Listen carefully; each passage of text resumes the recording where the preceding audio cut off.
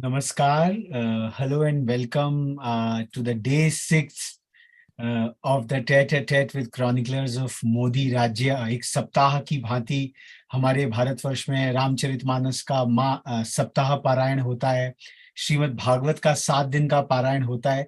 तो उसी की भांति ये 7 दिन की ये जो ज्ञान चर्चा है, this entire conversation which we evoked on 17th of September, and to understand the deeper nuances, the first principles underlying the Modi Rajya, what we have been witnessing as a nation, and unraveling the enigma of the personality of Prime Minister Narendra Modi, and most importantly, that personality translating into the exponential efficacy across domains of national life. And for the last 3 days, we have been discussing on the key themes that have shaped the political narratives during Modi ji's prime ministership, starting with nationalism and secularism, and how that nationalism and secularism transcended into Modinomics, and where India is now at least aspiring to become the 3rd largest economy on the planet.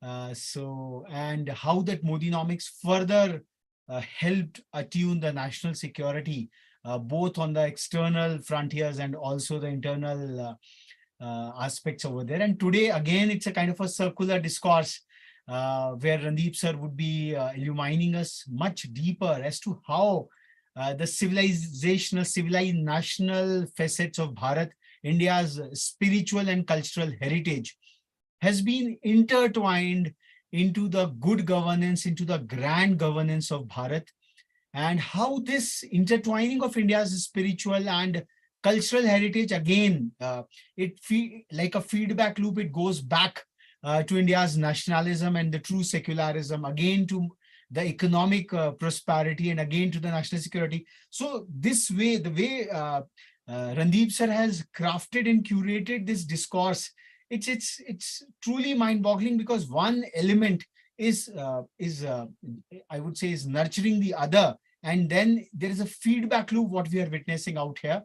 So without any further ado, today on the eve of Radhashtami, we personally come from the land of Braj, so Shri Krishna Janmashtami, 15 days after that, on this eve, when we are deliberating upon India's spiritual and cultural heritage, and this is also a monumental day when almost without any opposition, the Nari Shakti Vandan Adhiniyam has been passed by the parliament.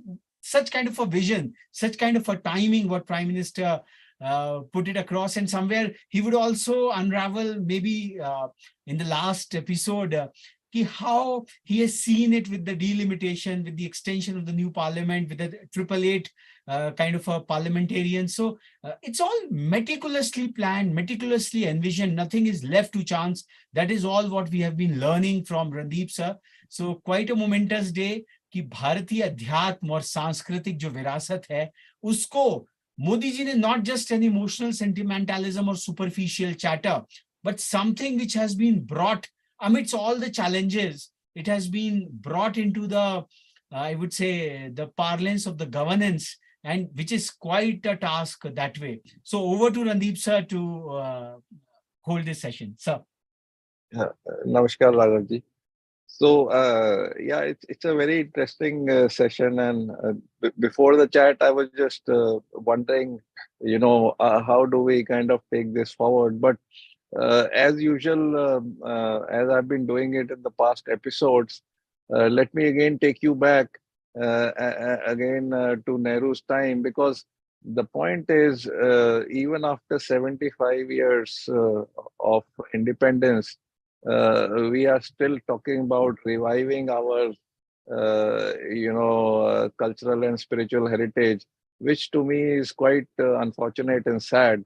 I mean, this is something we should have happened a long time back. But why it didn't happen, I think we just kind of need to go back and take a peep at the time when we gained independence. And I'll take you back to 1953, and again, I would quote an incident, because my all my opinions are based on facts, on instances, on happenings, on events, and through that I draw my analysis rather than having a preconceived notion and opinion and then trying to dovetail everything and try to paint a picture which is in line with the opinion which I thought. So I do it the other way around and look at what the ground realities are. So if you go back to 1953, there was this French delegation which had come over to India, to study the culture, the spiritual heritage. There was a team of around 25, 30 people, and they went all over the country visiting various monuments. They even visited religious places. I am aware that they even went to Banaras, Varanasi, and covered a lot of places, met a lot of people, visited key monuments as I mentioned. And when they were about to finish their tour, the last event was supposed to be a meeting with the Prime Minister, the then Prime Minister Nehru. And so this delegation met up with Nehru. They spoke for 15, 20 minutes in terms of how impressed they were with India's culture, with spiritual traditions, you know.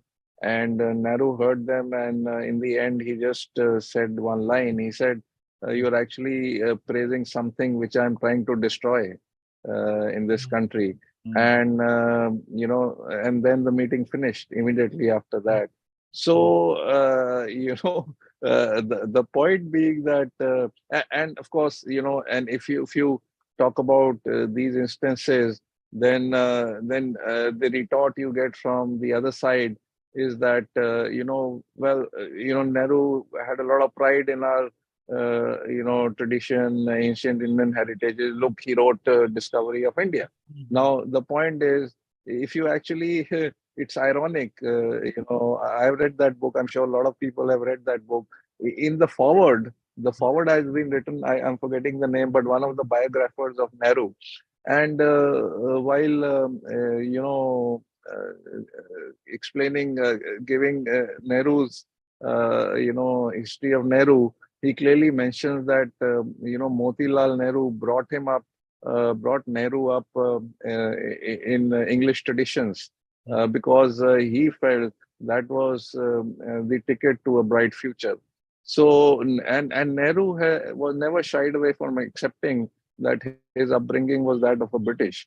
And so, while he may have written book on discovery of India, but his worldview was very clear that if India wants to progress, it needs to then forget about its past. And he did everything within his means to suppress that past. Also, of course, Latins. I mean, there was the coterie which helped him to do that, and there was one obviously, a selfish motive, which was to propagate one's own lineage. But again, we'll not go into there. The point is, probably genuinely felt that this is if India wants to progress, then it needs to forget about its past. But the point is, you need to come up with an alternate vision for that. I mean, even if granted, okay, if you felt that way, then what is the alternate vision you come up with? And the vision which Nehru gave was pretty fuzzy. It was all about secularism. It was about unity in diversity, with the focus being on the diversity and not on the unity. And so it further, it triggered Fissiparous tendencies, separatist tendencies, across India. And we know about Kashmir, and later on, what happened in Punjab, and then of course in Tamil Nadu there's been and in the south there's been that north-south divide. So actually, on a practical level, there was a divide and rule policy which was being played by Congress, but then they would call it as unity in diversity. And in terms of hardcore deliverables, there was hardly any achievements. So India was kind of dragging along with 3 to 4% kind of a growth. The poverty, there's no end to poverty. The education levels remained poor. Okay, you would say that there was focus on science. You'll talk about, Homi Baba, the atomic energy. You'll talk about Vikram Sarabhai. You talk about, the institutions. But then again, how many institutions you really did open? I mean, you had one IIT, you opened up one AIMS, then of course there was ISRO opened up, you opened up, but there was atomic power energy, but then there were no funds for them. And we have enough documents in the government wherein we would see notifications coming in from Vikram Sarabhai asking for funds, and Nehru would say, "No, sorry, I don't have funds. There are no funds for those activities." So even in those fields, I mean, to me, it looks like he just wanted to have these showcases to tell the world that okay, India was progressing.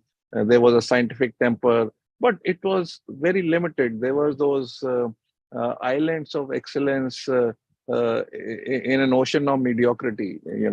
Uh, uh, then what? So there were hardly any achievements. I mean, for example, we talk about ISRO, but till 2014, there were only 76 satellite launches.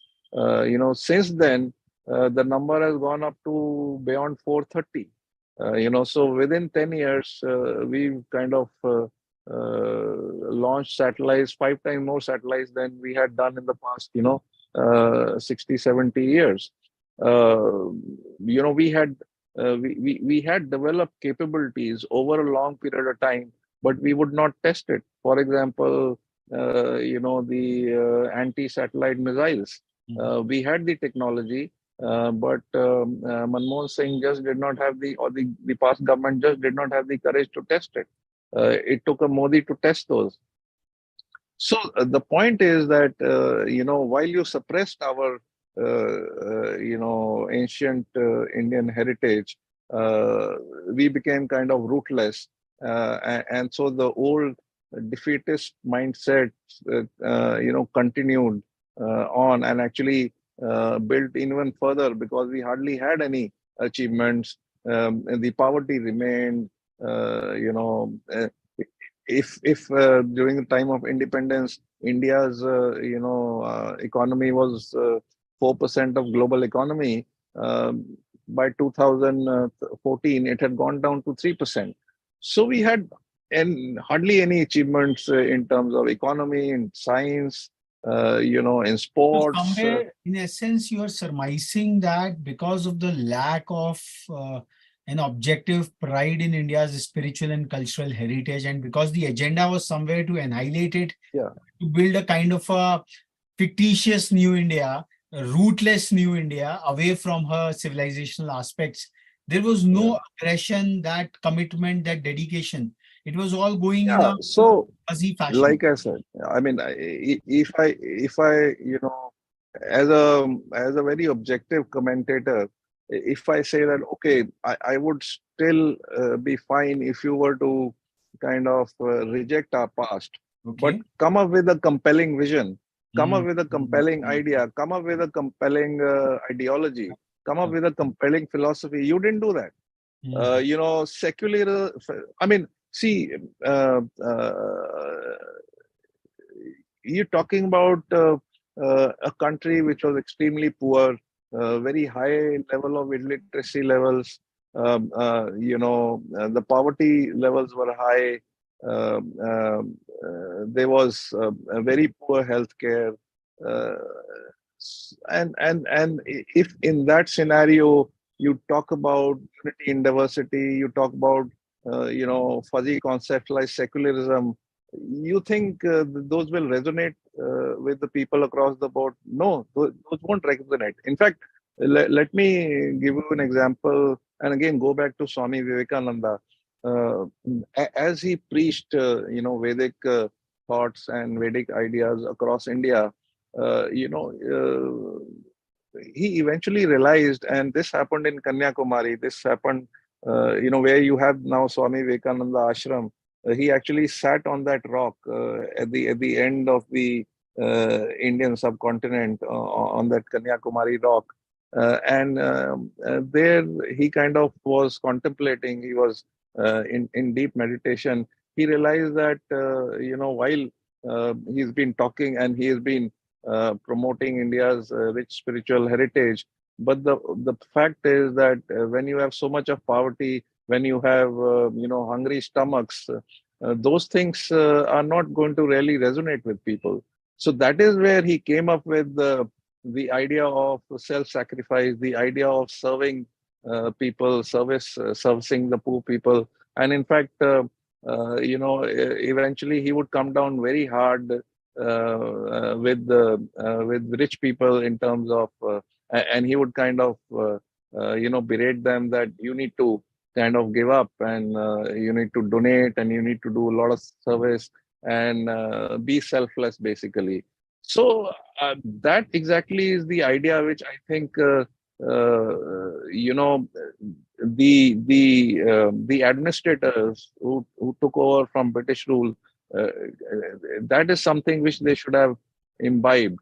And that is the idea of India. That is the idea of equality, of brotherhood, Mm. humanism. I mean, it's about universality, and that's what Vivekananda also thought, and that's where his nationalism came around from. His nationalism was all about self-service and service and self-sacrifice. And I think that is something we missed. And you may say that because we were not rooted in our heritage, we missed out on this very important dharmic element. Mhm. And that is why you probably also saw that there was so much of corruption, right from the very beginning. I mean, even during Nehru's time in 1947 or 1948 itself, there was the Jeep scam. I don't know if you, Yes. there was this, we bought substandard Jeeps for the army people. And it started from there itself. Just because, we had forgotten about our roots and we'd forgotten about our responsibilities towards the people.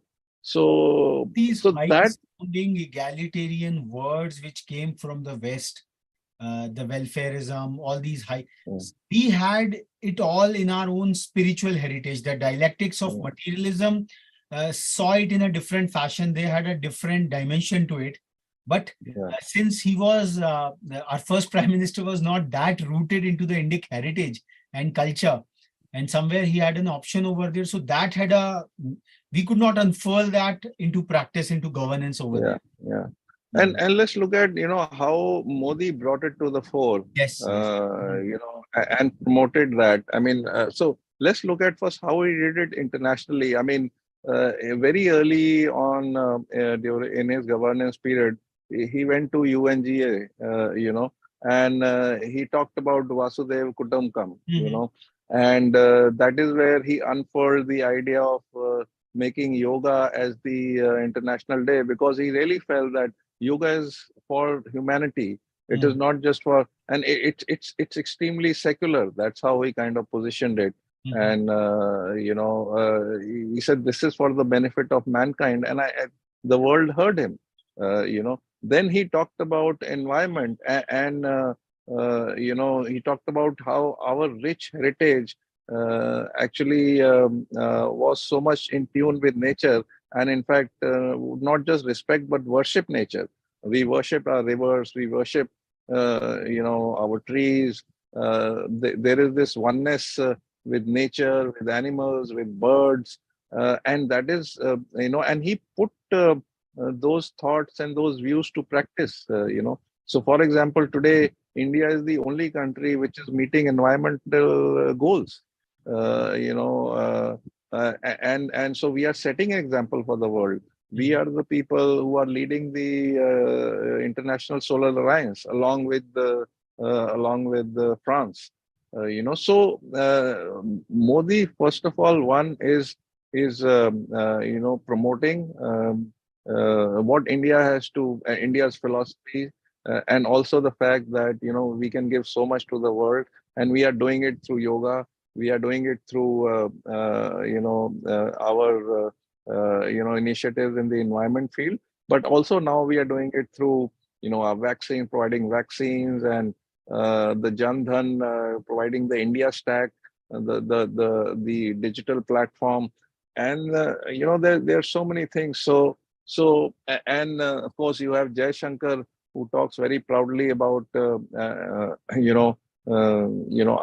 policy of maintaining strategic autonomy while helping the world, especially the global south. And today, while we are Vishwamitras for the globe, but we definitely are global. We are leaders for the global south, at least. That is very clear. And especially when now that we've been able to bring in Africa into G20, I think our stature has just gone up right at the top, at least with the global south. I think when you are rooted and when you have that belief in your past, and the fact that we know that there's so much our past has to give us, there's so much of infinite inspiration that we can draw, there's so much of knowledge we can draw upon, which we have now started drawing. The reason why we are succeeding in so many fields, so that is why we are able to now contribute to the world. And why we have been able to do it also because we were first able to practice it at home also. So now, coming back to internally, within India, I mean, if you were to just now, I mean, I just now, if you have to just relate it to what I just talked about, Swami Vivekananda, that's where Modi focused on internally. He focused on service, so he called himself the Pradhan Sevak, and then of course self-sacrifice. So he's clearly leading from the front, showing to people that he's. I mean, he's working 18, 20 hours a day. All the energy which he has, he's kind of expending it for the welfare of the people. I mean, there's not been a single corruption case against him or even his, government at the top. And I mean, I don't know. I am sure people are aware that he on a monthly basis he donates half of his salaries towards education of girl child, and even otherwise there's a lot of work that he's putting in, selfless work that he's putting in. So he's leading by example. So the result being that we've had now 4 crore homes made for the poor. We've had 13 plus crore water connections. Everybody has got electricity. 80 crore people are being fed. Kisans, the farmers are getting their, Kisan Samman Nidhi, on a quarterly basis. There are gas connections to around 11 crore women. Now we have the women reservation bill. I mean, we know about Beti Bachao, Beti Padhao Abhiyan, and then he, of course, the triple talaq thing was banned. There's a lot of focus on Muslim girl childs. He talks about ek haath mein Quran and ek haath mein computer. So, there's an all-round growth. The focus is on sabka saath, sabka vikas. And, while that is happening, he also is subtly focusing on, reviving, our heritage. So, you are from Uttarakhand, you know of the Char Dham project, which was really a brainchild, or rather the initiative of Modi. And then of course, he cleared the decks for the Ram Mandir verdict, and then of course there is the Kashi Vishwanath Mandir corridor, which he was kind of personally driving. And Mhm. today, you'll be surprised to know that the amount of tourists that Kashi Vishwanath is drawing much higher than the tourists which Goa draws. Mhm. So there are, so it is unimaginable. Around 4 crore, I believe, 4 crore people have been have visited the Kashi Vishwanath corridor ever since it has been made. I mean, that was some months back. So now the number must be much higher. So and then of course the Mahakal corridor is being created. I mean, I visited when it was just getting constructed. Mhm. I am sure once it's already now ready, I'm sure the figures will now come in after a few months, and you'll see that the numbers of tourists are really going to shoot through the roofs. I mean, he personally took a lot of interest in refurbishing of Kedarnath. Uh, Mhm. you know, uh, he personally went to unfurl the statue of Adi Shankaracharya. And I mean, it's a coincidence, or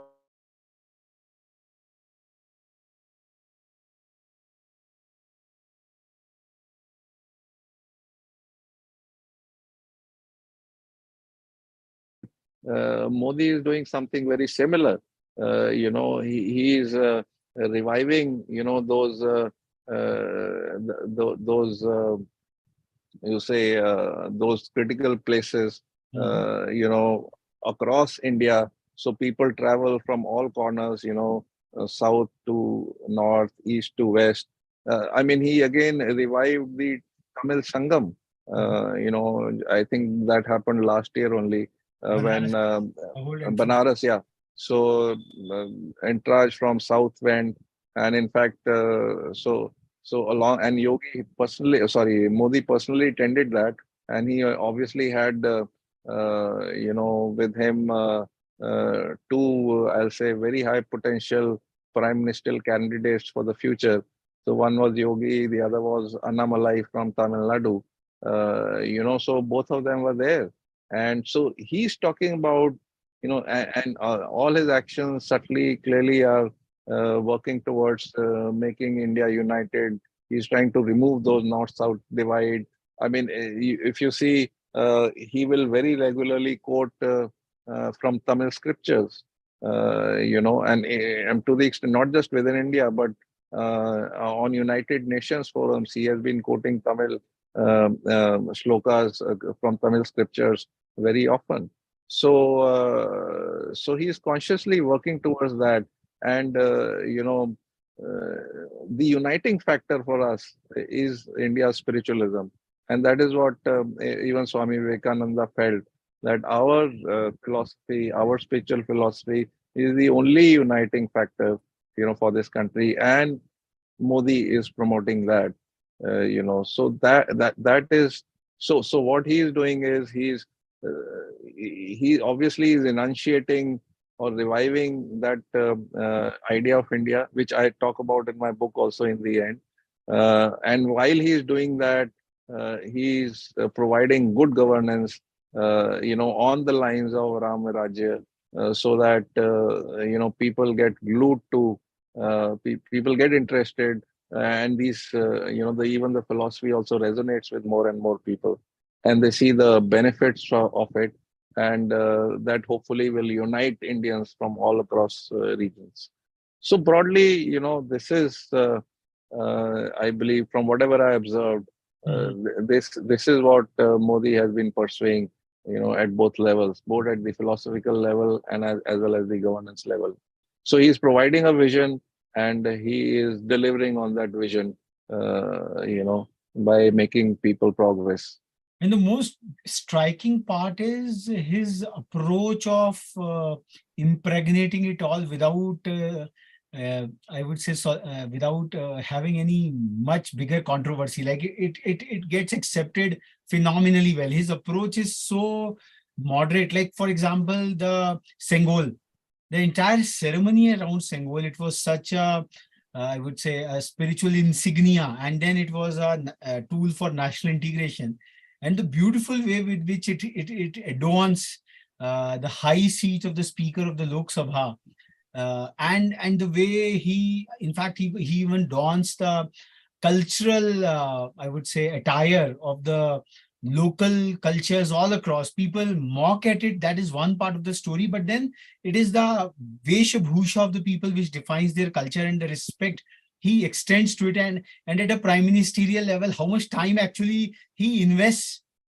in donning those attires, those cumbersome ones, with his high security, with all these things. So these micro aspects, if they are seen from a very objective perspective, the whole diverse nation, what we are, with so much of tribes, so much of communities, the kind of respect he's trying at least from his level to extend, I think it's something mind-boggling. So they have become, and people have to accept this in one way or the other, because Prime Minister of the India has to be the prime integrator of around 600 odd principalities which used to exist in the pre-independence era.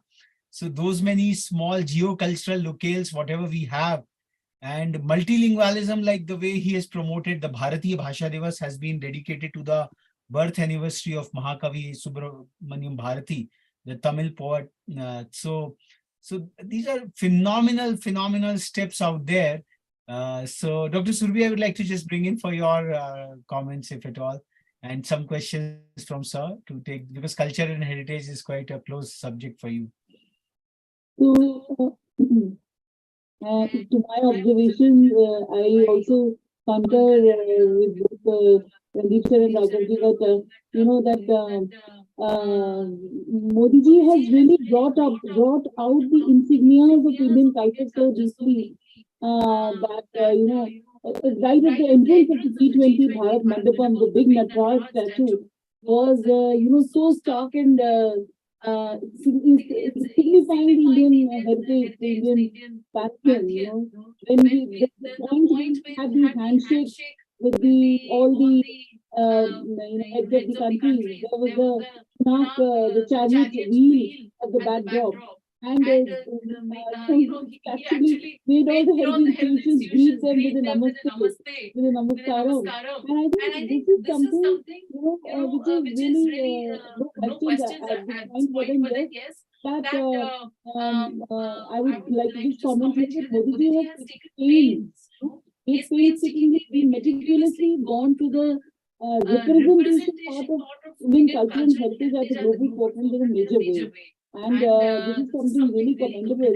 Though I would also like to say that what you said, that from Nehruji's backdrop to Modi ji's that comparison is very I mean quite visible. What you explained so nicely, and also that in times to come, I'm sure that the cultural heritage would get founded even more profoundly, because it takes years and times to, like, there's so much on the cow protection movement going on, and there's so many other issues which I'm sure Modi ji is working upon, and how the spiritual aspect has to be protected. But he has maintained a secular persona also. I mean, this is very commendable what we discussed yesterday in terms of national security, that the terrorist attacks, when you go to malls, you feel so safe and secure. And this is something I have personally that we as a country, all citizens know that we are safe in the country. That the bomb threats and all that, the terrorist attacks have really, this is hats off, salutation. And the cultural heritage, both Modi ji has protected nationally and at the global forefront. The Indian might, which is the Sikh Kutumbakam, one earth, one family, one future. And the way he spoke at the Chandrayaan 3, feel it that, this is a achievement for the entire mankind, for humanity at large, that to be benefited. So he's really living that symbolism also. That's what I feel. And tomorrow would be the first anniversary of that declaration of that, I would say, the Shiva Shakti point so beautifully. A lunar surface was impregnated by the spiritual ethos of Bharat. So I think quite an inline marketing what we all read about it, that goes on in bolstering it. And as you have also said that this will also propel our economical prosperity, because sir in his earlier session also said that 1700s or so we had a major share in the global GDP, and the Vishwakarma Yojana, which goes on to revive that traditional artisans of ours somewhere, because that is all imbibed in our cultural heritage, the diverse cultural heritage across the small crafts, the small things, whatever we have. I think it's quite an intertwined effort, and which is not, it is not just an emotional sentimentalism or superficial chatter, saying some phony words uh, I would say ramparts of the Red Fort or something, but it is translating into action. It is translating, and it is helping in a big way. The political opposition apart, but the people are resonating with it phenomenally well. That is why the policies and programs are so successful, because people are seeing that faith and trust in that. It is not a cosmetic exercise. The person means it, and it's an all government approach where everyone, like, we were all so stunned to see the global leaders, the women ones, when the Rashtrapati ji was greeting them, they were all donning the saris largely. So somewhere or the other, the protocol division would have taken trouble, because it goes on in the global parlance. So it was non-apologetic thought process somewhere, because we never saw an Edwina Mountbatten to be in a sari, for that matter, if we contrast it in the Nehruvian era. And one incident I would like to just say, because the birthday of Modi ji is also shared by Bhaiji Hanuman Prasad Poddar. And in 1950s, Nehru ji went to Gorakhpur because there were floods out there, and he was visiting it all.